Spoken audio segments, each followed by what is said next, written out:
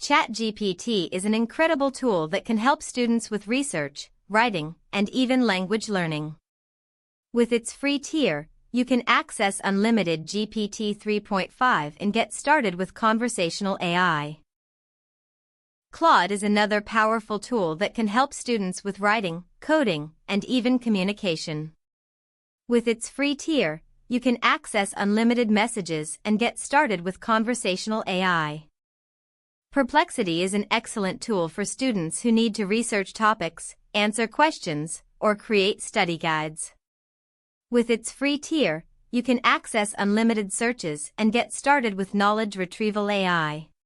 Canva AI is a fantastic tool for students who need to create visual content, such as social media posts, presentations, or infographics.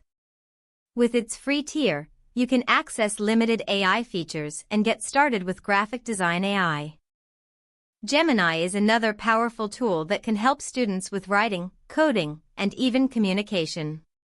With its free tier, you can access limited features and get started with conversational AI. Which of these tools will you try first?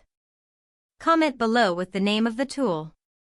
In this video, we covered the top 5 free AI tools for students, including ChatGPT, Claude, Perplexity, Canva AI, and Gemini.